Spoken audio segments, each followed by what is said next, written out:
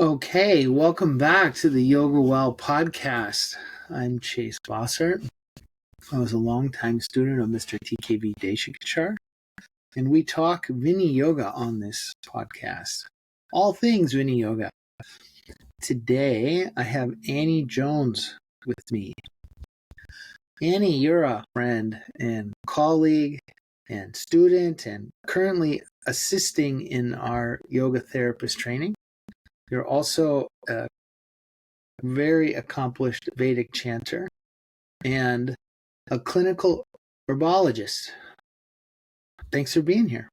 Thanks for having me, Chase. It's hopefully going to be fun. Yeah, hopefully. I'll keep my fingers crossed. Tell us, how did you find yoga, and how old were you when you had your first yoga class, and what happened? So my daughter, when she was in mid-school, I think it was 7th grade, brought home a magazine from school that someone had brought this magazine, and it had like this yoga article, and they had talked about this yoga article in school. And so she was like, wow, Mom, check this out.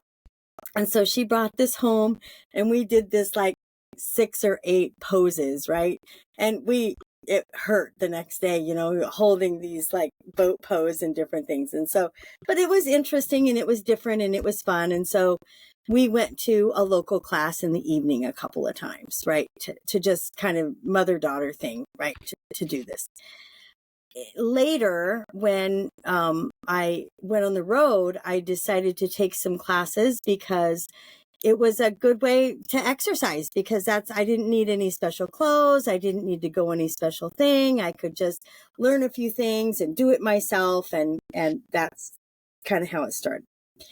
So that went on for a couple of years. And one winter, I was in this place where I had no place to do my practice, right? There was no place to do my workout or my practice. And so I joined a local gym, and I went into their aerobics room when there was no classes going on, and started just doing the yoga that I had learned that from these other teachers, mishmash around the world, right? Not around the world, around the United States. And people started coming, and wanting me to like lead them in this, just whatever I was doing, and I didn't know what I was doing. And so I went to my first weekend workshop to learn what I was doing, so that these people, when they came, I wouldn't hurt them. So that's how it started.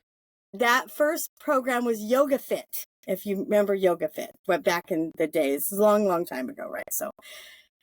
So then that happened for a little bit. That whole winter I taught. They hired me. I taught at that gym, that Yoga Fit that I learned, like 4 or 5 sequences. And I decided I liked that. So in Florida, I got involved with this studio that had a yoga teacher training, and I did their 200-hour program. And then the next year I did their 300-hour program.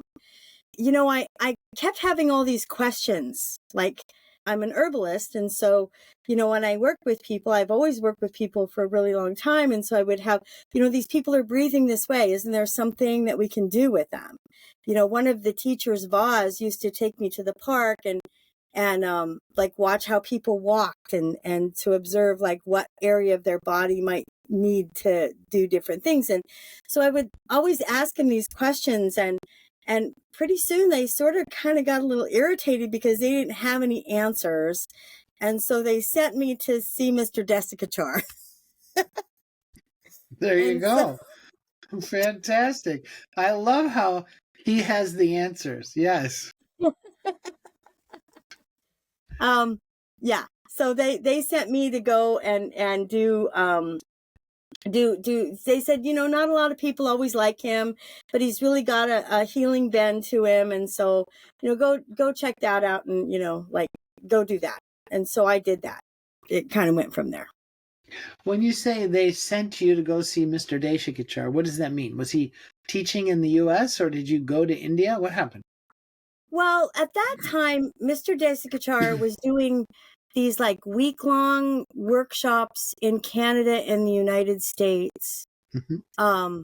with his senior teachers, like Rosemary and there was one in Toronto, and I don't remember his name, but I met Dolphy up there, who was with him up there, and Kaustub, and so he and Menika and Miss Dr. NC, and so he would come to the United States for like anywhere from 4 to 10 days, and if I could manage to get away, I would go, and I would go to those, and I would do those workshops with him.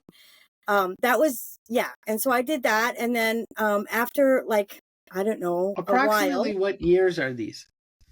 Oh, geez. Now we're getting into this. I don't know years very well. Like, I was in my late 30s or early 40s at the time. So I'm in my 60s now. So 20 years ago. Right. So that's like 03, 04, 05, Yeah. like that. Yeah. Yes. Because that's when I started working with Amy, because I asked for a teacher, and I didn't expect that Mr. Dsikachar would be able to be my teacher, but I just asked for a teacher, and they sent me actually to a different teacher who sent me to Amy. So okay. Yeah. So You're talking about Amy Wheeler of Optimal State Yoga. Yes. Yes. And I studied with Amy for about 10 years, about a little over 10 years as my personal mentor. And so did you get your questions answered? Most of them. I mean, what I found is that the more I know, the more I don't know. The ones you are not answered are unanswerable. Yes. It's kind of like you learn all this stuff, and then you, like, have the idea of that stuff, but you don't hold it. You just kind of, it's just kind of there for you when you need it, but you don't hold it. You move past it or into it, or you go to a different place with it, if that makes sense. When you discovered Mr. Dsikachar's way of moving and breathing and all of that stuff, what'd you think? Oh, well, I fell in love with it and never went back to the other people ever again, and never stopped looking for the most part. The depth of this lineage with Mr. Dsikachar is great and wide, right? I mean, it's small and it's large all at the same time. You meet the people, each person where they are, and meets me where I am, you know. Mr. Dsikachar was the one that immediately, I think it was the first workshop, I said, I want to know how to chant, because somebody would ask him a question, and you know this, you study with him, and he would stop and he would think about it for a second, like, and then he would chant something, and then he would talk about what that meant, right? And you're like, wow. And my memory isn't very good, so I was like, I want to know how to do that. How do you do that? When I went to herb school, I remember, and I went to Ayurveda school during this time a little bit too. I'm not an Ayurvedic practitioner, but I went to school because I wanted to know it for my herbs, and that's the way I went through there too. Is I would sing the memory stuff with it, so it made, I would just make up songs for to remember the stuff, Yeah. Yeah. And, you're touching on something that I think is really important. And, a lot of people in the West think of yoga as a physical exercise. It's like at best, they think of it as a martial art.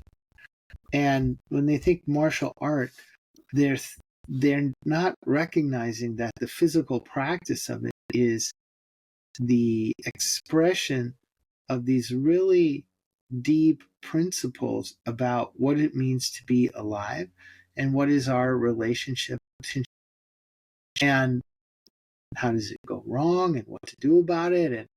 And martial arts are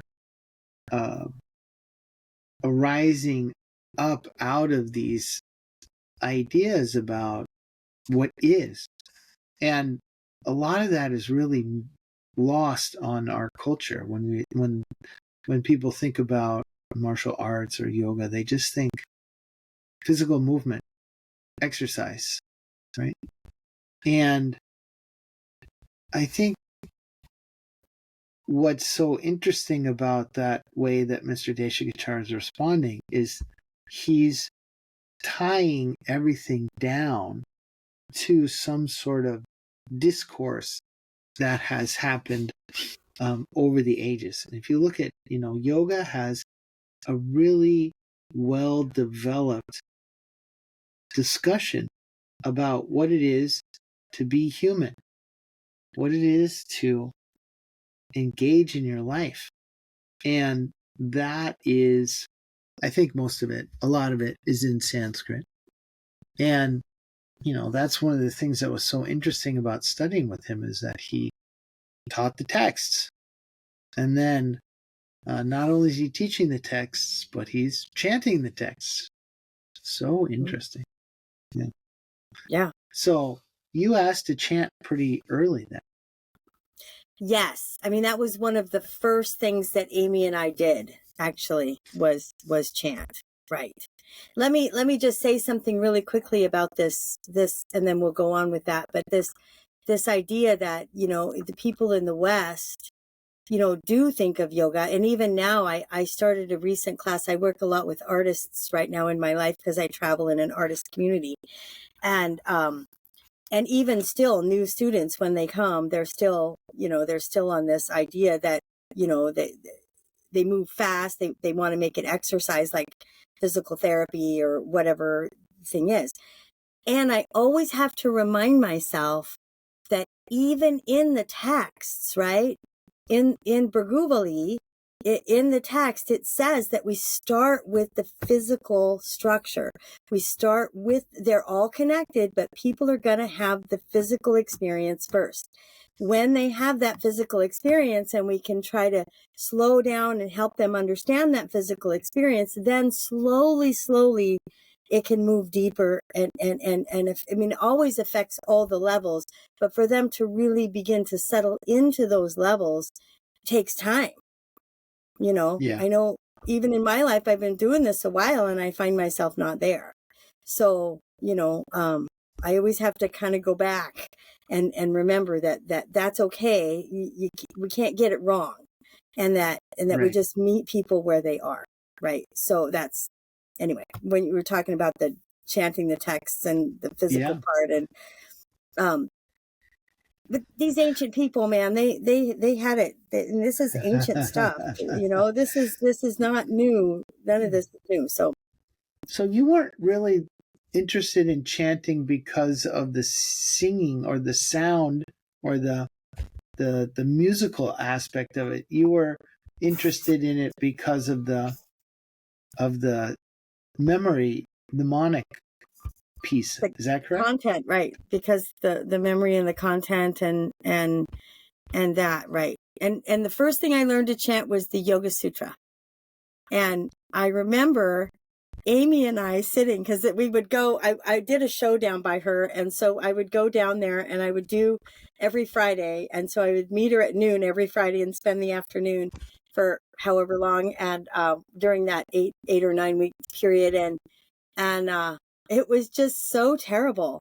I was just like, I sounded so bad that we just laughed. I mean, we just couldn't help but to just spent most of the time laughing. It was just so like cat scratching on a wall or something, just like we're pulling anyway. But yeah, so the first thing I learned was the Yoga Sutra. And then from there, I had a goal of I went to India the following year, and I had a goal of memorizing the whole Yoga Sutra before I went to India and to do whatever month-long program that I did there. So I did that. And so I felt like I had a pretty decent foundation from that. And anyway.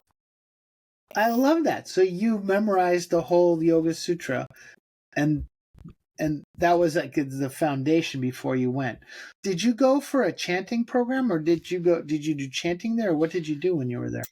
The first time I went, I did that month-long I don't remember what the program was called, but there was an international program that some of the teachers led that was basically an introduction to Viniyoga and their way of yoga. And Mm-hmm. I don't remember what the name of it was called, but it was an Mm-hmm. international program, and it was, I think I stayed 3 weeks because the person I Mm-hmm. was with drove their moped into, or one of the, we rented little motorcycles, drove their little motorcycle into a car. So we ended up going home a little early. Oops. Oops. Mashed up his ankle. Oh, man. But Right. this happens. So, It does um, happen. Yeah. Riding your moped in India is no simple task. That is for sure. I never attempted it myself, so I can't even cross the streets in India. You know what those are like? I just, whenever I'm with somebody, I just hold onto their arm and I close my eyes and I just walk across the street with them. I've tried crossing the streets and I got stuck in the middle of the street, and some guy, I'm just like, people are honking all around me. It was just like crazy, you know? And then there's this guy that started screaming and yelling at everybody and came out in the middle of the street and then he got me. He's like, I felt like he patted me on the head. He's like, are you okay? I want to come back to this point here about memory. Um, so when you showed up and you had memorized the whole Yoga Sutra, did anybody blink? No, not really. I mean, they did send me a invitation for the Vedic Chanting teacher training program, which started the next year.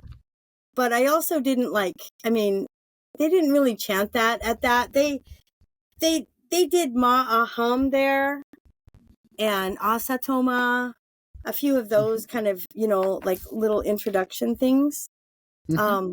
But that, it was really more about breathing and movement and introducing the idea of pranayama and, meditation as far as, yoga is concerned. It was a very entry level sort of a program. And I had a teacher, but my Amy was my teacher. So I didn't really have any connections there at that point. I mean, you make Mm-hmm. friends every time you go, but Right.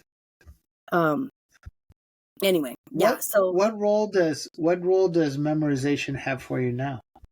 I don't know. That's a great question. I mean, right now I ever I fell and hit my head a couple of years ago, so I lose words a lot more now. So I think that I can still remember the texts, some of the texts I've learned though. So Do you still practice memorizing things? I practice. So I do and I don't. So still today, it takes me a little bit of time to learn a new chant. I mean, I know that there's people that like sit down and like get it and they're just like, they're doing it, right? They're just like doing it already. I'm not one of those people. And Mm-hmm. so by the time I actually learn the chant to sort of a level of proficiency with all the 6 rules, it has taken me enough effort that it is memorized. So, but I think that that's good. I mean, Mm-hmm. because then the energy is in you. And then, then you don't need somebody to tell you what it means, because if you chant it, you can feel it. You feel what Yeah, that energy is, I do. Yeah, the I watched Mr. Dsikachar have all these texts like at his disposal, at his instantaneously could draw for it. And I just was like, okay, I'm gonna do that. I'm gonna memorize that. And the first one that was sort of required of me was the Yoga Sutra. So he put down benchmarks and was like, okay, you're gonna memorize this. And then he would, in this group class that I was part of, um, actually led by his son, that there would be a group chanting thing where everybody was required to demonstrate that they had memorized all of it. And, you know, you like memorize it and it's there and it's interesting, but like what I see is that over time it pays these huge dividends because the teachings mean something, but it's easy for them to, we're interpreters. We're applying principles and things to our life. And when we it's easy for the meanings to get a little bit squirrely or misapplied or whatnot. To actually have the words in your head about what it is this concept defined at in the Yoga Sutra or Bhagavad Gita or whatever that is. It really grounds and it really holds and supports. And then over time, there's this growth that happens amongst what is memorized. It's not just that it's like a text. It's that, because I have this line memorized here, and now I'm thinking over of that other line, somehow there's an echo back to the first line and the meaning grows and comes together. It's really, really rich. And I feel really grateful that the memorization has been part of my practice. So what has been the effect of all of this practice, all of this chanting, etc., on you, Annie? Basically, it helps me be more authentic and comfortable with who I am. Like when I decided I was going to learn to chant and memorize the Yoga Sutra, chanting it, not necessarily the meanings of it. I've gone over the meanings of it several times and I still don't always remember that. I get the gist, but but it was really not, it was to really prove, right? It was to prove that I could do it, that I was going to be a serious student, that to take me seriously, that I could do it, to get it right. Right.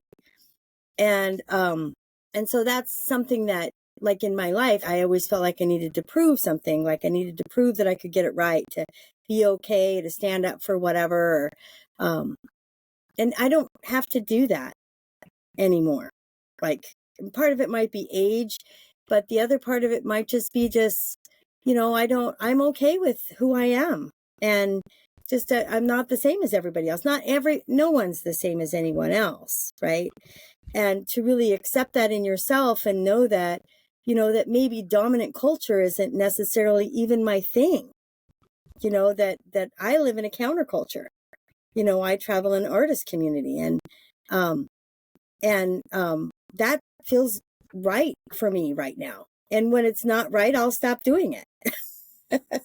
Yeah, I think what this is, what I see is that when you drop in and you're authentic, there's no set way that you're going to be, right? Mm-hmm. So people they do yoga, something happens, they get some taste of, or they become more aware of what it is that I like and what I want to do and what it is that drives me bonkers.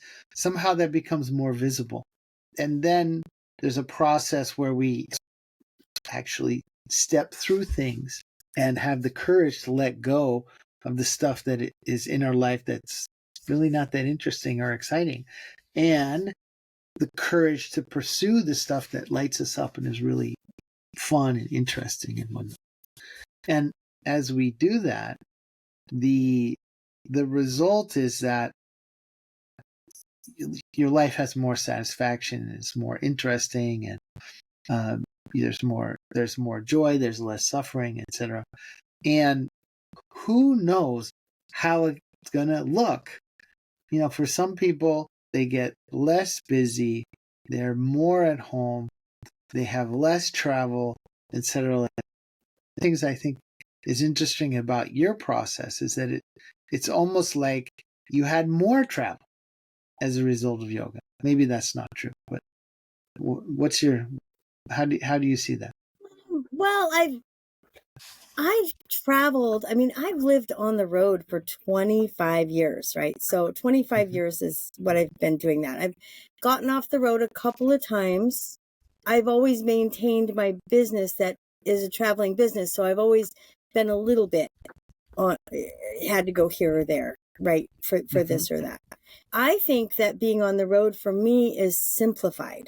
Like, it is not. I had an apothecary and I had an herb farm for 15 years. You know, lived in a yurt in South Dakota for 15 years, and going to work every day to open that store and see clients every day almost killed me. Right? Like, I love what I do and I love seeing my people, and I love doing all that. But this go to work, open the door, like, schedule your people, see 4 people a day, do all your things. Like, I don't think I am made for that. Right. So I think I'm made for, this is what we're going to do today. Okay, great. Now I see people 2 days a week, and sometimes those 2 days a week can get pretty full. Right. Because I see all my people 2 days a week, Yep. and sometimes those days can get pretty full, and I do love it. And I'm super, fulfilled with that, you know? Mm-hmm. And I know when I'm undependable. I tell people I am not dependable on Mondays, so please don't count on me. I might say I'd love to do that, but if I'm going to miss a class, it's going to be on Monday, because that's the day that I'm not dependable. After 25 years, it's real hard to undo something, right? And not sure I want I love it. Yeah. you know Yeah. and but to just know these things about yourself, and be okay with the things, and still be able to, like, say, oh, to be okay with who I am in my life. It's gotten a lot simpler. Life has gotten a lot simpler, even though it looks like I'm traveling and stuff. And I mean, I live next door to my daughter. I help homeschool my grandson, which I love doing. Like, I just love that. I teach Yeah. a children's class here at the fair, which I love. I taught at the kindergarten in where I was stable for a long time, and I love that. So there's things that are part of who you are, and you can do them very simply and still be really authentic, I think. If that, you have such a great way with words. I don't feel like I always have that great way with words, but. I think it's very clear what you're saying. And I then think it's there's this very other clear. piece that yoga gives me, that today when I was doing my practice, I was thinking about when you were talking. When I first started yoga, I was younger, right? And I so enjoyed feeling strong. I was never very flexible, but I enjoyed the feeling of flexibility, and I enjoyed the sense of strength, right? And then now I'm laying on the floor doing this shoulder opening, because I work with my hands, and I need my shoulders to be relaxed and open, and I don't need one of those little curves, humps in my back, like, you know. Um, and it's not even about that. It's about feeling my spine move and my breath. Where's my breath? My breath is a little tight today. Wow, look at that. My breath is not as smooth as it could be. Wow, there's a little tension in my body that's not muscular, that's running through my system. There's a little bit of agitation there. Wow, look at that. And not to try to figure it out, and not try to change it, and not try to manipulate it so much, as just relax into it and ride it, working with the breath, and let it ease. It's Where so clear. Yeah. when I first started doing yoga, it was about, chitti vritti nirodha. We have to control the workings of the mind, right? We have to Yeah. control, right? And it's not about control, for me anymore. Yeah. Well, I think that is, what I would say to that is that there's a process.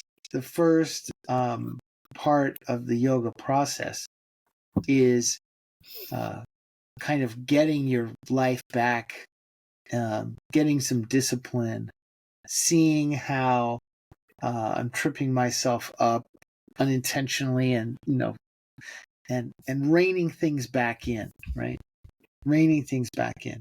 And then after we have some success in that only gets you so far, right? It only gets you so far. And that part, what has to happen is surrender. So if we look at in the second chapter of Patanjali's Yoga Sutra, he starts off, he says, Tapas Swadhyaya Ishvar Pranidhanani Kriya Yoga, right? So yoga in action has three parts. There's self-awareness, Swadhyaya. There's tapas. There's the willingness to make an effort to change something that we're doing that's coming out of the wrong place. It's arising from the wrong place. And there's Ishvara Pranidhana. There is the letting go and the trusting that the results will unfold as they should. They don't need to be controlled, right? So I think that this order is really true. You have tapas, you have this self-discipline, you have swadhyaya, you have awareness, and then Ishvara Pranidhana, you have acceptance or surrender, something like this. And what we start first with is this discipline, this attempt to take different actions. And what's required there? Well, some self-awareness. If you don't have the self-awareness, then how can you go about making different choices, etc., etc.? But after some time, the drawing in, you can't really. Will is a beginner's technique. Mm-hmm. Force of willpower. It's a beginner's technique. It does not work for a long time. After that, surrender is necessary. And what is surrender also dependent upon? Self-awareness. So I have to say that I think what you're describing is really, it's true to what the tradition has said about this process of yoga for 1,000 years, etc. It's very interesting. Yeah, and it gets deeper, and it's a natural process too. This process in the West, I know people like to fight this process of getting older or whatever, and in yoga there's the 4 stages of life, right, where you're younger, and so you want that physical activity and you thrive on that, right? You thrive on building a strong body and settling things down for yourself in more of a physical way, building health and capacity. And then when you get busy, you're focused more on breath, and sometimes that's what you can do is you do 2 or 3 asana and then you breathe, because that's what you have time for. That's what you have a life. Your grandson's over here and he wants to go walk with the dogs, and Yara, his friend, is over, and they want to do this thing, and your daughter's off working, and they live right here next door. And so but you know what, that feeds me. I don't mind it. It feeds me. You have to know when to do that. But then as you get a little older too, then you do find times when it's important to just disconnect and really go more deeply into practice, right? I'm not to the point where yet I can leave my world and go and practice, if that ever happens. Yeah. But so many people want to continue. When I first start working with them anyway, they want to continue, like they want to, they're 60 and they want to continue doing a 25-year-old practice, and the body's just not made that way anymore, and so of this transition, I am personally aware of the changes that happen. Yes. you slow it down, and I use different metaphors, like, the willow bark, right? The willow whip on the trees, right? You get a young branch, and you can move that branch all over the place, right? You could tie it in a knot and it won't even crack. It's still really good. But you get to some of that older wood back in there. Yep. You Yep, that is true. You got to soak it in oil and water and keep it real warm and move it around little bits at a time to get it to do not even the same thing. Yeah. Yeah. Yeah. Anyway, I digress. So before we go, I want to ask one more thing about the because you have studied with quite a number of people in Viniyoga, and I think it's Viniyoga is such a broad and deep teachings. I don't think it's possible for a single person to convey all of it. And I mean, now that Mr. Dsikachar is gone, I don't think we can have a single person doing that. So I know that you have really gotten a lot out of studying with different people, etc. Can you talk to that for a moment? Once upon a time, before they, I guess modern days, whatever, they used to have these, like I said, these longer workshops or weekend workshops and different things. And so some of these, like you came to, right? Like you used to come to different places and different parts of the country and do teachings and taught, and just a lot of different people. And then, but my main teachers, I think, were, like, I loved studying with Menika, Mr. Dsikachar's wife, Menika Dsikachar, and Radha. I liked studying with her. She was always so kind and gentle with me, that I needed that right then. And I think that, I'm told not many people experienced her in that way, but I think that that's what I needed at the time. And so that's what I got from her. She Radha Sundarajan was the director of the Vedic Chant Center, which was the nominally associated Vedic Chant Institute that was nominally associated with the Krishnamacharya Yoga Mandiram, and she was the director of that for years and years. Mm-hmm. Yeah. Very knowledgeable, good chanter. Yeah. Yeah, very good chanter. And so, and then Dr. NC I didn't study with him as much as I would have liked to. I only studied with him a short time and a few different times over the years. But he made a big impact on me because he saw, I would always, he would be doing demonstrations, like observations, like what we do in our program, and body observations. And, what they used to do is these different teachers used to have a sheet, and you would sign up all the people that came to this week workshop or whatever, would sign up with whatever problem that they were having, and maybe they would take a few of those, like 1 or 2 a day or whatever, right, that they would do. And Mr. Dsikachar used to do this a lot. Kate even came in a couple of times and was visiting and did that when I was there one time.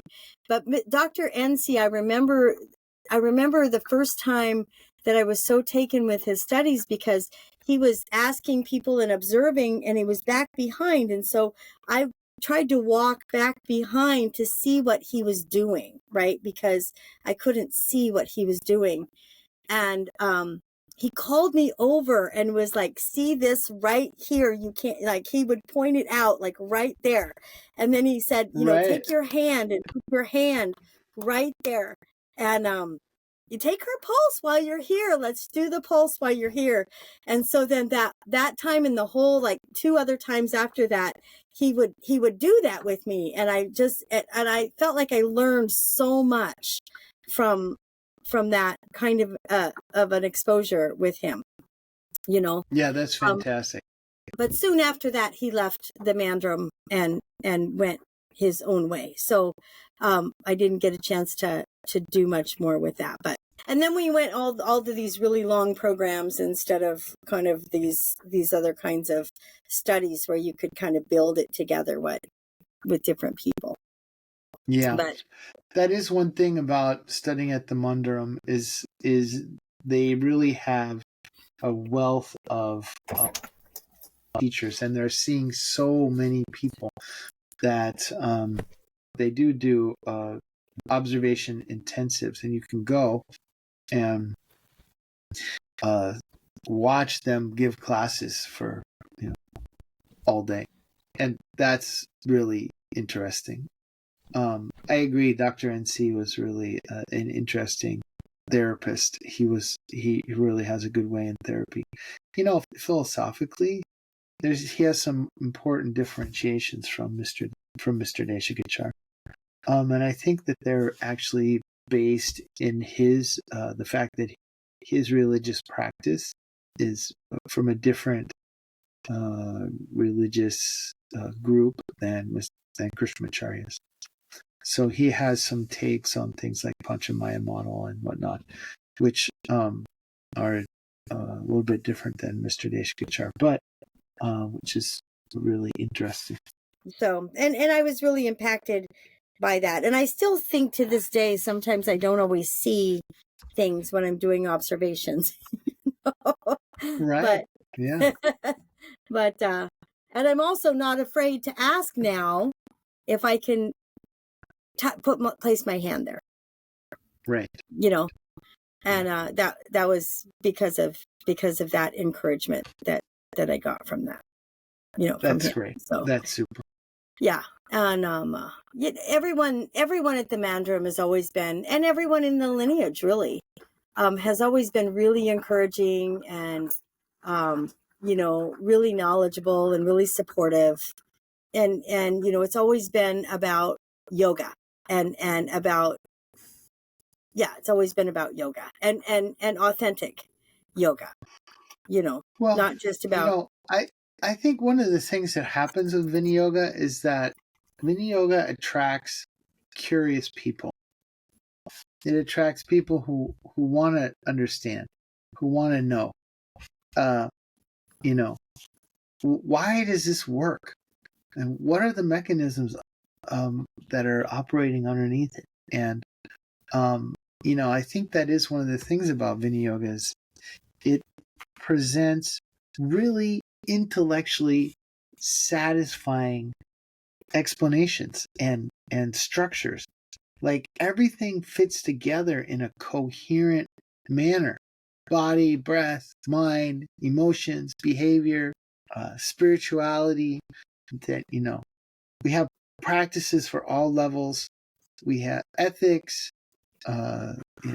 We just, all of this stuff fits together in a way that when you pull one string, all the other strings that go with it, and it's very satisfying. It's so nice. It all fits together.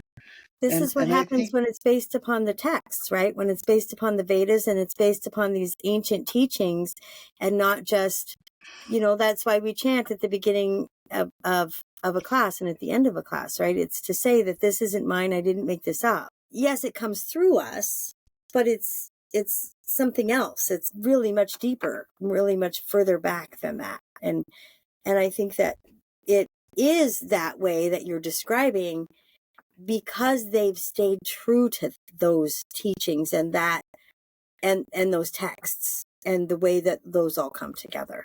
I love it. Super. Annie, how do people find you?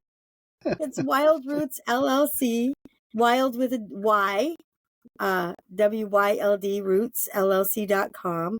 Why the Wild it's a funny story. It was a mistake by the CPA that gave us our Y instead of an I, and it really works nicely because it's what you love doing, so it's Untamed Authenticity, what you love doing. That's our kind of a thing. What you love doing, WYLD.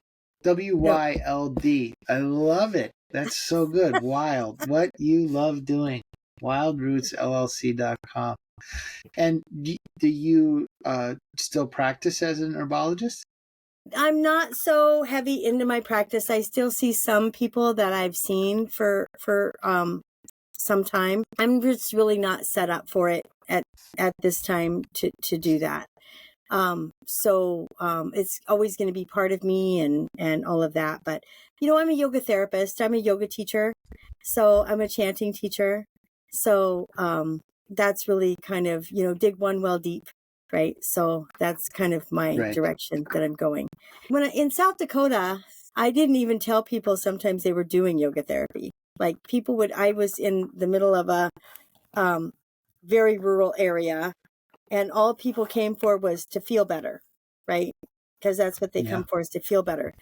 And so sometimes you would give them herbs or oil or whatever, but then you would have them do yoga therapy and you would just say, move and breathe in this way. This is what we're doing. And they felt better. And so they sent their friends. So now I'm not so much doing that, but I do try to meet people where they are. And so if they do need some of that, I will ask them if they're interested in that. But usually I'll send them to someone else that is more sort of set up for that kind of thing. Well, it's a pleasure talking with you today. Thanks so much for coming on the podcast. And we'll see you in the next yoga therapy class. All right. Thank you so much, Annie. Thanks, Chase. It was good to be here. Thanks for having me.